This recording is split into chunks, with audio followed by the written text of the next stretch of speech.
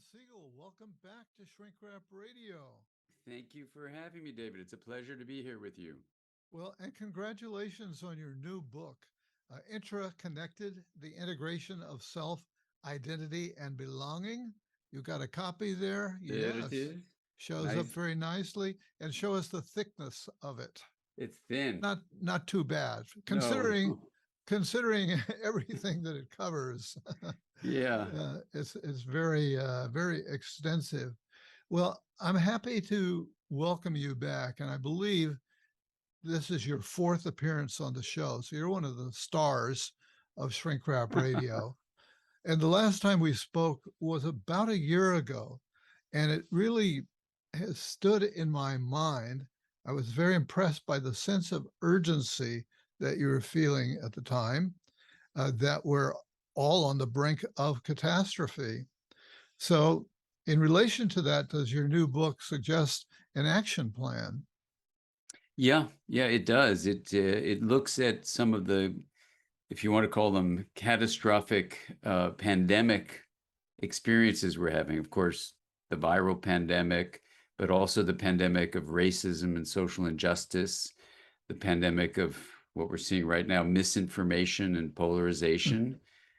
And the pandemic, of other things, our digital addictions, our loneliness, and climate change, even the way we're having these experiences of chaos and rigidity within the environment that reveals a fundamental problem with how humanity relates to nature. So each of those pandemics, if we can call them that, that's affecting all people, that's what pandemic means, is I think related to how the self is constructed. So the book IntraConnected really says, well, what is the self? How does it connect to identity and belonging? And if the self is constructed as separate, and that is, in fact, the cause of these pandemics, the bad news is we're creating our own worst nightmare. But the good news is, since we've constructed it, we can do something to deconstruct the problem and put ourselves in a different direction. So, the urgency I was feeling last year, I feel even more this year. And this is a book that says, well, this may be the root of the problem, and this would be the pathway for change. Yeah. Well, your book is vast in its vision, and you take the reader through a lot of layers and complexity, but the argument comes together as a whole. And it's easy enough to understand, I think, for anyone who reads the whole book, even though you do go through so many layers of complexity. Yeah. For our purposes here, though, I'd like to focus on the big ideas. And let's start with, you talk about intraconnected versus interconnected. So what does intraconnected mean here? Yeah, well, the word is not a word in English. Okay, no wonder. I'm glad I'm asking then. It's not a word, but it was a word that came up in a conversation, a discussion, really, I was having with several colleagues. We had spent 3 days by ourselves in the forest as part of a retreat. We were systems science people looking at how to understand systems. And so part of the retreat we had was to be, quote, alone in the forest. And when we came out of the 3 days where we were separated from each other, everyone was talking about being interconnected, interlaced, having interbeing, interwoven, interdependent. And then it came time for me to speak around the circle. And I'm a very particular person about words. And I said, I really resonated with what they were saying, but the prefix inter means something between. And the experience that I had in the forest was that after a couple of hours, I was the trees, I was the creek, I was the sky, I was the body called Dan. And there was a wholeness within that connection that using the prefix inter just didn't capture. And then I paused and I said, so it's more like intraconnected. And everyone kind of nodded their heads. And when we came out of the forest and I came back to just type up some reflections on what that experience had been like, I kept on writing intra-connected for what it felt like. And the word processor automatically changed it to the word it had in its dictionary, interconnected. Yeah, And then I right. said, what's wrong with my word processor? And I realized as I looked it up in dictionaries, Uh, there is no word intraconnected. And there's really not a word in English anyway for how do you speak from the perspective of the whole? And that's what started out this journey to take this other term that I had kind of made up when I taught a course called Me to We, and one of my students got really mad. And she said, you're teaching integration and you're a hypocrite. I said, well, how am I a hypocrite? She goes, your talk is called Me to We, which implies getting rid of me to get to we. I said, yeah, it does imply that. She goes, I said, but that's not what I really mean. She goes, what do you mean? I said, well, it's integrating it. And I tried saying, well, it's not only me, it's also we, but she said that's too clunky. So I said, well, if you integrate something, you take the elements of it, like me and we. Me is the inner experience of self. We is the relational experience of self. I said, so to integrate that, you'd say me plus we is, I guess, we, MWE. And she was all excited about that. And that's a term I'd been using for a while. So we would be what the intraconnected identity would be. And what's been fascinating about it is when people are offered the word intraconnected and the related word we, there's a kind of liberation from a false division that says I'm either me or we. In those words we have, I'm yeah. either individualistic as me or collectivistic as we.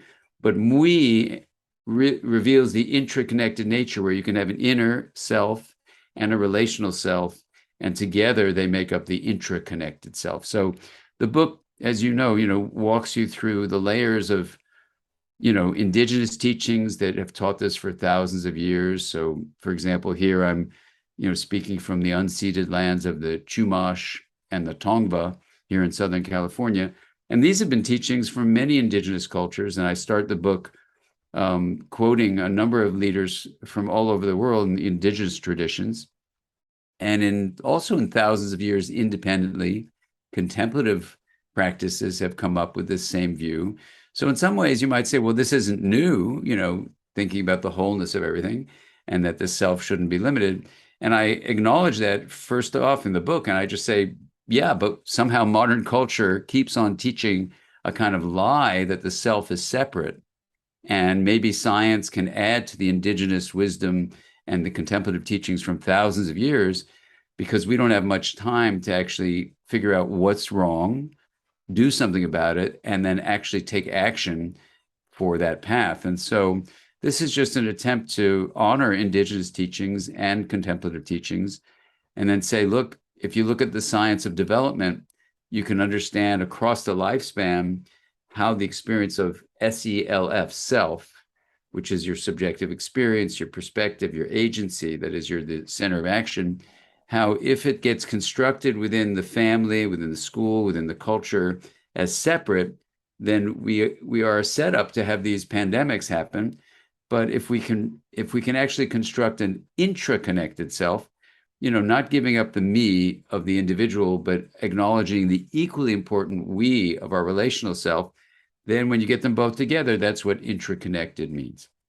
Yeah, I'm really glad you spoke to this, because that was certainly a question that came to my mind was, okay, so why are you writing this book if the wisdom traditions, and particularly Buddhism, have told us this for going way back? And but if I understand you, you're putting it in Western terms and drawing up upon what we know about science and systems and so on, to kind of interpret it for those of us who are not born into those other systems, because those people have the benefit of it not being a construct to them. Rather, it's their lived experience. Exactly. Well, that's absolutely true.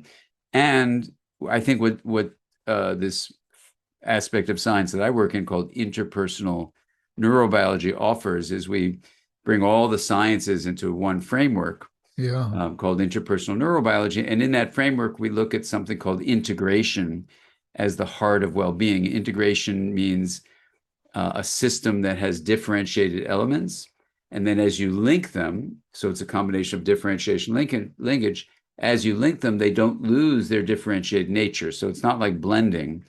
So the indigenous teachings often don't mention this notion of integration. Contemplative teachings don't mention this process of integration. So in a way, it's saying, let's honor indigenous and contemplative wisdom, and let's add to the discussion, not just saying, oh, we agree with them, but let's add to the discussion a deepening of our understanding of what this self really is made of. So we look at the integration of the self and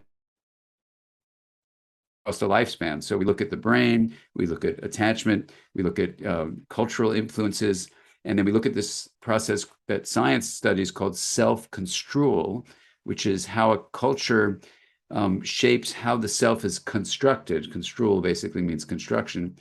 And so what was really exciting about it was to then, start with indigenous and contemplative teachings, then say, what does science have to add to that discussion and that invitation to go beyond what modern culture anyway is saying the self is just in your body, but then to ask a simple question like, what is the self?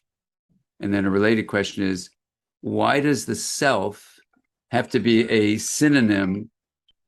Why does the self have to be a synonym for the individual, right? Why do we do that? Because if the self is the center of your subjective feeling, your perspective and agency, which is pretty much what the various scientific explorations of self imply, that spells the word spa, then in modern culture, we basically put that self inside the skin encased body. And it's almost like a noun, like an entity that's here in this body. So the simple question is, what is that self? And then why would it have to be made synonymous with the individual within that body?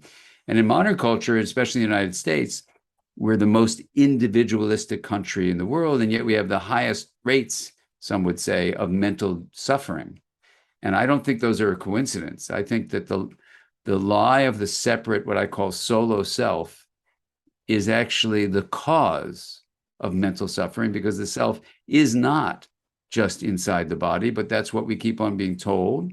And then you try to live a life where, okay, I want this self to be happy or healthy or whatever. And you've been told a lie about what that self is. So, this book builds on indigenous and contemplative teachings to add that integration means you are not just inside your body. And this builds on, in interpersonal neurobiology, we say the mind is not just the activity of the brain in your head. It's a fully embodied and fully relational experience. So it kind of builds on all that in the next step of extending it into self-identity and belonging. Yeah, you mentioned that you were at this retreat thinking about systems theory Yep. and how it bears on these things. And I was particularly interested in what you're writing about that in the book. And so take us through what you described as systems theories for stages of change. Yeah, well, a couple of things about that. One is often, especially in modern culture, we're taught in a more kind of linear way that reduces things to its parts, which has its own function and value. Like, if you're facing a viral pandemic, you really want a scientist who knows how to reduce that virus into its parts, figure out what are the ways you can develop a vaccine and save millions and millions, billions of lives. So reductionistic linear thinking can be really, really useful when it's placed in context. At the same time, when you're looking at whole systems, like the system of the body. So I'm a physician, I was really kind of disappointed with how, instead of looking at the whole system of the body, you had people who studied the kidney and people who studied the heart and people who studied the musculoskeletal system. And, it's like you didn't have anyone who's looking at the whole person, let alone their mind or their relationships within their world of meaning. Anyway, that's a whole nother story. But so for me, as a psychiatrist, I also noticed not just my field, but the field of mental health reduced the self to the individual and reduce the mind to the brain.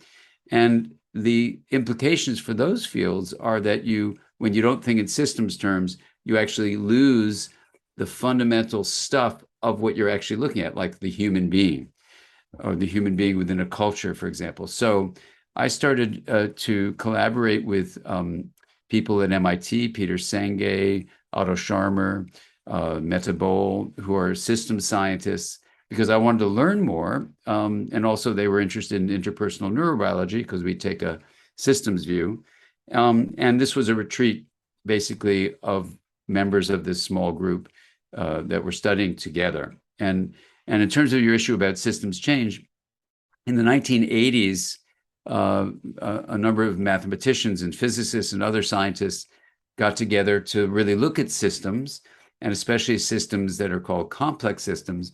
And they do go through this period of kind of equilibration, and then to get out of a period of stable function, sometimes you have to go through a period of disorganization and then reorganization and then to equilibrate again. So I think that may be what you're referring to, David, about the change process. And what is exciting about that is sometimes you need to disrupt some factor within the system. Like in IntraConnected, what I suggest is that factor is how we take a simple linguistic term, self, define it as the individual, and then talk about self-actualization or self-compassion or self-awareness or self-regulation. And all of those terms, while they are benign in their intention, they are toxic in their inadvertently reinforcing the idea that the self is just the individual. And if we start changing that to just, let's say, use the word inner, so you can talk about inner regulation, inner awareness, inner compassion, inner understanding. And then, even 20 years ago, I wrote a book called, Parenting from the Inside Out. And we used the term how self-understanding is one of the best predictors of something or whatever, is the best way you can help your children thrive. Well, I would change that now. I wouldn't use the term self-understanding unless I wanted to really make it its broadest notion that you have an inner self and a relational self. So I think that's the factor that can lead to systems change in a relatively rapid way. It's the fundamental base of cultural evolution that can happen pretty quickly. And it's that speed and scale that we absolutely need now as we face, all the social injustice and climate issues as just examples that are making life feel, for many people on this planet, like something is not working right and is about to implode or explode, And so we're seeing this sadly all over the world. And so, this is just an effort to contribute in some small way to what humanity needs to do, I think. The thing that really intrigued me and in what you had to say about systems change is you kind of reframe it in terms of the big picture, if you will, and suggest that this difficult time that we're going through is a dynamic change process. It's a stage in a larger process, and which offers hope. In other words, that we are in the process going through the difficult process of, as you say, I don't know if I can say that word. Yeah, well, disorganization as a disequilibrium. Equilibrating. Yeah. And disequilibrating. I like that. Yeah. Yeah. And so, we feel a little bit lost. But if we look at the bigger picture, we're moving to a new and hopefully better organization. And and so you used the term that we're going through the what was the term? The Great Change? Yeah, it's Joanna Macy's term is the Great Turning. The Great Turning. And Joanna's a beautiful visionary, I think, and person and leader in this field. I've been working in it for 50 years. So, I've been close with her and consulting with her over the course of many years now. And IntraConnected really is inspired by this notion that the great turning, which is a term from Joanna Macy, is basically a way that instead of designing a whole modern approach to culture that talks about the way we achieve success is by material acquisition and material production and consumption, the great turning rather is to see how do you actually find a way to have a regenerative approach to living on Earth, to actually have the greater good be the goal. Yeah. Not, and this greater good being, and Dacher Keltner is someone I quote in the book, who, started the Greater Good Science Center at UC Berkeley, but also in his studies of awe, and we taught together for a while about what are usually called self-transcendent emotions of compassion, awe, and gratitude. So I said to Dacher, I said, why don't we change that from self-transcendent to self-expanding? Because, and this is actually an issue with that I've had in having the opportunity to speak with a number of contemplative leaders, that instead of saying there is no self, where the person hearing it has a body that has an inner self, why not say that the self can be expanded beyond just the individual body, and that these experiences of subjectivity are real, perspective are real, agency is real. And so it's a philosophical difference, but there is a whole view in the contemplative world of what's called no self. And I say, well, once you say no self, there's a self that's saying no self. Right. So what do you do with that? And I quote some beautiful, beautiful lines from Thich Nhat Hanh, who addresses this, that it's not about there not being a self. It's that the separate self, or what I might call the solo self, is what the illusion is. That there is something called subjective experience, which is very real. And it reminds me when I was in medical school and the professors acted like there was no such thing as subjective experience, telling someone they would die and they wouldn't seem to care about how they felt about it or what it meant to them. And I would say, why aren't you talking to them about what you just said to them? They said, well, I told them everything they need to know. Now there's nothing more for me to do. So for me, subjectivity as an essence of self, and perspective as an essence of self, and agency as a physician was crucial when I dropped out of school and ultimately came back, for me to say, I really want to promote the well-being of this whole human being, not just the physiological problems that are called medical diseases. So I guess I have a lot of emotional energy behind this because, the denial that there's a self has its own problems in the field of medicine. And I think there's a way forward where you expand the self with awe, with gratitude, with compassion. And this is a very exciting moment because then the contemplative teachings, the indigenous teachings, which support deep relationality and interdependence, and this scientific view of integration give us a pathway, which I worked so many years now to try to articulate in this book, where you can have a vocabulary of what an expanded self would be. And you don't have to say it's from me to we and, losing the me. Quite the opposite. You want to really, as you can see in various indigenous teachings, you want to really honor the gifts of the individual and allow that to blossom in a person's life. Yeah. Now, you also mentioned chaos theory, and I was intrigued by that. Does chaos theory somehow recapitulate what systems theory had to say, or does it bring something different to the picture? Yeah, well, systems thinking looks at the multi-layered, interdependent connections among elements of a system. And when that system, it has three features to it. When it's capable of being chaotic, so this overlaps with chaos theory. When it's open to influences from outside of what you might call itself as a system, and when it's what's called nonlinear, when small inputs to the system lead to large and relatively difficult to predict outcomes. That's called nonlinear. When it has those three things, nonlinear, open, and chaos capable, then we call it a complex system. So in the 1980s, people studied these systems. So it's related to chaos theory, but the other term that's used is dynamical systems or complex systems. So they're very overlapping perspectives.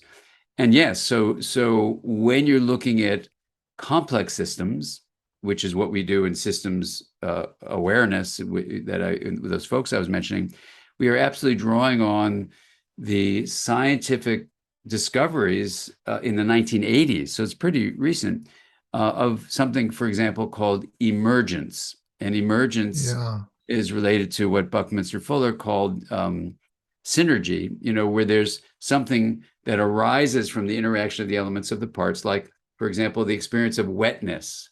Wetness is not a property of a single H2O water molecule, but if you get a bunch of H2O water molecules together, you experience wetness. Now, wetness emerges from the interaction of the elements of the system. It's not magical, it's magnificent, but it's not magical. So there are some scientists, I was even with some of them this last week, that say emergence is ridiculous and there's no reason to evoke emergence as a process. But those are linear thinkers who don't realize that wetness is an emergent property of the fundamental elements of water molecules. It's not a property of a single water molecule itself. So that being said, one of the emergent properties of complex systems is called self-organization. And it's how the system regulates its own becoming. There's no conductor, there's no master director of the show, there's no writer. It's just a natural emergent property. Now, if you're a linear thinker, you would think that's nuts. How can you have a self-organizing process? But in fact, because it's based on probability theory, you can show that there's a higher likelihood of a complex system to achieve what's called maximal complexity, which has the qualities of harmony. It's flexible, it's adaptive, it's coherent, it's energized and stable. And this complex system then self-organizes towards harmony.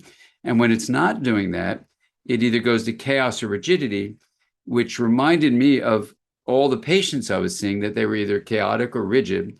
So when I read further in this math book, it said that the way you achieve optimal self-organization is basically by balancing differentiation on the one hand and linkage on the other. And so they didn't have a name for that. So I just named that integration. And that's where the notion 30 years ago comes from, that integration was the basis of well-being, by looking at the mind as this self-organizing, emergent, embodied and relational process. And then suddenly all sorts of things in the mental health field, in the education field, in the parenting field, in politics and climate issues, everything started becoming clear with this very simple model. Optimal self-organization is this phases flow, flexible, adaptive, coherent, energized, and stable, bounded by either chaos or rigidity when you blocked differentiation or linkage or both. And then all sorts of things became clear. For example, with climate change, we're seeing the chaos and rigidity on the planet because humanity has excessively differentiated itself from nature and hasn't linked in a balanced way with nature. And this, solo self process is kind of like, I hate to compare it to this, but from a medical point of view, in the body, when you get a cell that is not functioning as a balanced part of a whole system and it's running out of control as a renegade, we call it cancer, or an autoimmune disease. So this cancer, this is kind of what the solo self construction in modern life is. So all I'm trying to do in this book, IntraConnected, is point out what I think is the disease of the solo self, defining the self as separate, and then trying to show the dis-ease that comes from that disease of the lethal lie of a separate self can actually be addressed. And it's going to be a win-win situation, because I think people are feeling there's something kind of wrong about how modern culture is presenting what you're supposed to do to find meaning in life. And I think that's because the self has been excessively differentiated, and it's a lie we're being told about who we are. As you talk about complexity, and I'm thinking, my mind's going all over the place, and I'm thinking of unintended consequences, which we're more and more aware of. We try to do something to fix something, but it seems like there are always these unintended consequences, no matter how we try to be thoughtful and careful. Hopefully, as we become more aware of that phenomenon, maybe we'll get better at anticipating some of those unintended consequences. But maybe that's an impossible task. And I'm thinking of, at a cosmological level, it seems to me that life, and I think this is one of the theories of life, that this self-organizing thing gets started, and that's what life is, and it's spread throughout the cosmos. Yeah, Yeah, absolutely. Well, when you realize we're in that flow with that, it's a beautiful embracing, and in the back of the book, I have two appendices, one on the wheel of awareness, which gives you that experience directly, and also the other is an integrated movement series. And in all these practices, whether it's like the wheel, where you're doing this very deep inner exploration of the hub of the wheel being pure awareness and the rim being the things you're aware of, or the integrated movements where we talk about 9 domains of integration. What my deepest hope for the book is that the reader not only learns about indigenous teachings, contemplative teachings, and how science adds to that discussion, looking at integration, but the reader themselves will go on a journey of transformation. And when I read the audiobook, I read it myself, the audio engineer started entering this like altered state, and we had to stop. And I said, "What's going on?" Because he couldn't do the audio engineering. He goes, "I don't know what's happening, but I'm listening to these words about the self, and I feel myself expanding right now as you're reading the book." Yeah. Yeah, and well, expanding. I wouldn't say dissolving. Okay. Yeah, maybe the solo self opens up, and because that's, I guess, what I want to make sure is people realize this, and this is what I said to him, is that it isn't a dissolving where you lose something. Yeah. It's an expansion where you're going to actually gain something. Yeah. Yeah. Because otherwise people freak out and say, oh, this is just a book about, isn't there saying the self doesn't exist and I'm supposed to get rid of myself? No, this is not about getting rid of anything. This is why I went through each of the stages of human development from conception onward, to say, look, this is about expanding the self, not dissolving the self. So it's really about you as a reader growing and gaining more rather than losing something. Right. Well, one of the perspectives I took from one of your earlier books, I think, is that we tend to think that my skin is the boundary of me, but in fact, I'm breathing air that's come from other places, from trees and other people's breath. And I'm taking in energy from the sun very far away. That's part of my being. If we really extend, and then, it can extend to the whole universe and everything that is. Absolutely. And, when we have that subjective experience, David, that you're talking about, it's beautiful. Yeah. And then when you take the perspective of the whole, you start seeing life in a different way, which is really exciting. But let's get to the agency of self. So we talked about subjectivity, that's S, perspective, that's the P. The third component of selfness, self-experience, is agency. Imagine if we started acting on behalf of the whole human family and all of living beings. That's what we mean by greater good. And all the studies working toward the greater good show it's a win-win-win situation. I mean, you individually in your body will be healthier and happier when you actually have those experiences of gratitude and compassion and awe that you're contributing to this greater good. And the people around you will benefit. And the third win is win-win-win, is the world, the natural world, is waiting for us to wake up from this toxic lie and start realizing that we are the breath of the planet.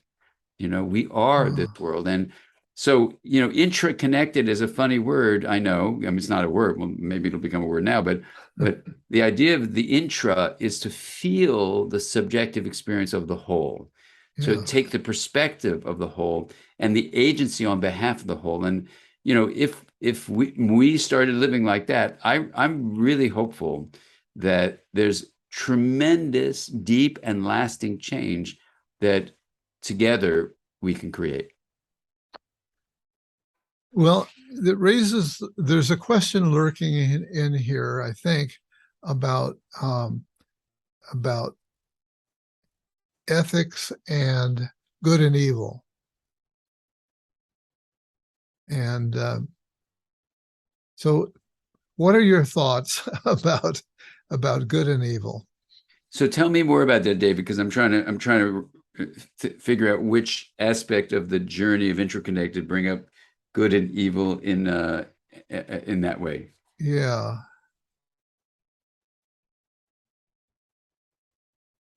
We see things happening in the world that we consider to be evil. You talk about your own personal history and your history of your family in the context of speaking about divisions between people and racism. And so you brought your own story into that, Yeah. which I really appreciated. Thank you. And it's pretty hard not to look at, at things like putting people in gas ovens and et cetera, not as evil. I And see. Right. yeah, and Gotcha. yeah, Yeah. I mean, if you begin with the premise of integration as well-being, and if you even take the step of saying, let's use integration to address questions of good and evil as you're presenting them, and the questions of ethics, what I found is helpful is to stick with the interdisciplinary science of interpersonal neurobiology that says well-being comes from integration. So what is integration? It's honoring differences and promoting compassionate linkages. Now, if you look at all the different genocides around the world, and the Holocaust during the last millennium, was an example of just such a thing. But it happens in many, many countries, unfortunately, all over this planet. Humans do this. When you look at that, you say, well, an excessive differentiation of the in-group from the out-group, when you look at the studies of the brain that I talk about in the book, it basically makes the individual's perspective see that person they've designated in the out-group as subhuman. And this dehumanization process could be called evil, for sure. And if you mean a sadistic, that is intentionally inducing pain in others and destruction in others, and you want to call that evil, absolutely. But here's the thing. When we say that person's evil, I'm good, they're evil, we are polarizing things. So instead, what I try to do in the book is, instead of doing the good and evil thing, was say, look, humans are born into a nervous system that for at least 50 million years has had in-group, out-group distinction processes going on in the nervous system. What we need to do is use our cortex to override this, especially under threat, this propensity we have to put someone in the out-group and then put them in ovens and destroy them, gas them, murder them, shoot them. And the polarization we see even now is this excessive differentiation. So I think your question is a great one that invites us to say, now, how do we actually take a stance, a moral stance, right, about the proper way to go forward as a humanity without actually increasing polarization, saying we have the right way to do it and your way is not right? So for me, the way to do that is to see every human being has the capacity for what you're calling good and evil. And then what you see with love is the potential for every human being to actually use their cortical override, to override their in-group, out-group distinction, to wake up from the kind of trance of polarization that says, oh, I'm under threat. I'm team A, we're good. Those people are in the other political group, the other religious group, the other racial group, the other species group even, they're the bad ones, we're the good ones. So this question you're asking is so great, because we need to find a way to say there is health and health promotion that's regenerative, and there is a very integrative process that we will honor. And if a person's become trapped in a non-integrative process, we're not going to call it evil. We're not going to call them the bad guys. We're going to realize any of us could become trapped in a non-integrative flow. So rather than nounify them as that's the evil one and I'm the good one, no, we say they're in the flow of non-integration. Let me support them with love, with compassion, with understanding, because every living being on earth will benefit from integration. Nobody benefits from polarization. Nobody benefits from destruction. And those are all non-integrative states. So what we want to do is be integrationists, to not polarize and just say, look, we're all in this together. It's never a good thing to actually polarize and say they're the bad, I'm the good, but actually reach out, because everyone will benefit from that. How does that sit with you, though? That sits fine. Yeah, 'cause, I think we really have to go to that understanding, to that profound understanding and shift of viewpoint, because the alternative, as you've pointed out, is chaos and disaster. So as to not create the disaster in your life, I know you've got other things you need to move on to. So Dan Siegel, Dr. Dan Siegel, I really want to thank you for honoring me with being a guest again on Shrink Wrap Radio, and keep up your good work. Well, thank you, Dave. Thank you. And thank you to everyone listening. Together, we can make this a reality of our interconnected lives.